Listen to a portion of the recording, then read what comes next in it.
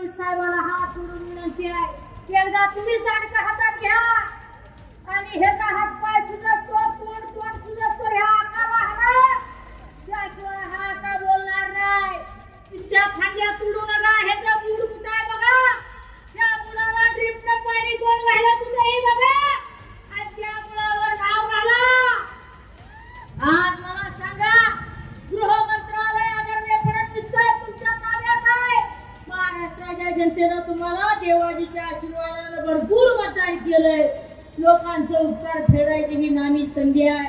महाराष्ट्रामध्ये गुंडाराज अजिबात चालू देऊ नका, नाहीतर महाराष्ट्रात गुंडाराज चालला असतं तर दाऊद इब्राहिम देशाचा पंतप्रधान झाला असता, अरुण गवळी महाराष्ट्राचा मुख्यमंत्री झाला असता। पण तशी परिस्थिती मुख्यमंत्री साहेब तुम्ही आणू नका। तुम्ही महाराष्ट्राला सुसंस्कृत राज्य करा, पंढरीचा वारकरी म्हणून मी विनंती करतोय।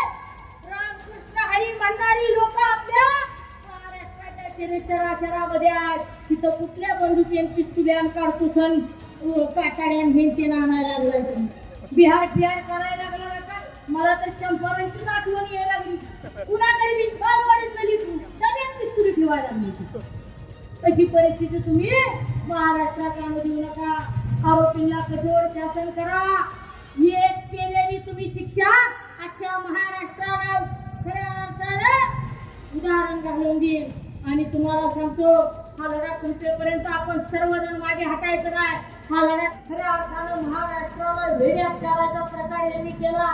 पण काल जेव्हा सीसीटीव्हीत आका जेव्हा दिसला पुणेकरांच्या भाषेत, हा आका स्वतःला साधू बैरागी असल्यासारखा गंभीर लावतो, कपाळाला भस्म फासतो आणि म्हणतो मी या भागाचा उद्धार करताय।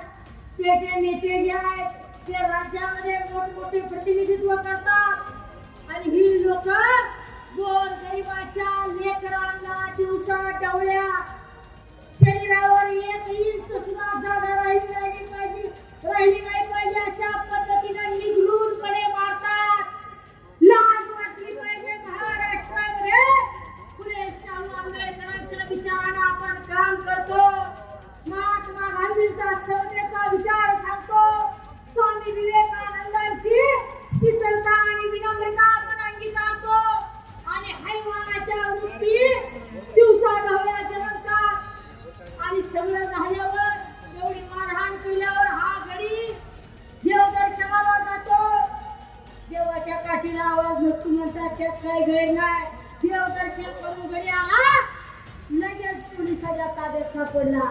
माझी तर विनंती आहे, त्याला उघडं नागडं करा, महाराष्ट्राच्या प्रत्येक जिल्ह्यात एक दिवस नंबर टाकून आज सोलापुरात बदला, उद्या लातूरला बदला, परवा दिवशी संभाजीनगरला बदला, परवा दिवशी नागपूरला नेऊन फडणवीस साहेबांना हात जोडून विनंती आहे, एकदा तुम्ही सारखं हातात घ्या आणि हे का हात पाय सुजतो, तोंड सुजतो, ह्या आकाला हना, त्याशिवाय हा का बोलणार नाही।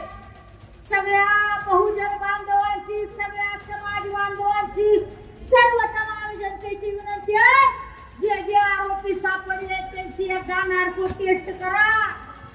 नुसत्या फांद्या तुडू नका, हे तर मूड कुठाय बघा, त्या मुलाला ड्रिपनं पाणी कोण घालत तुझंही बघा, आणि त्या मुलावर नाव घाला।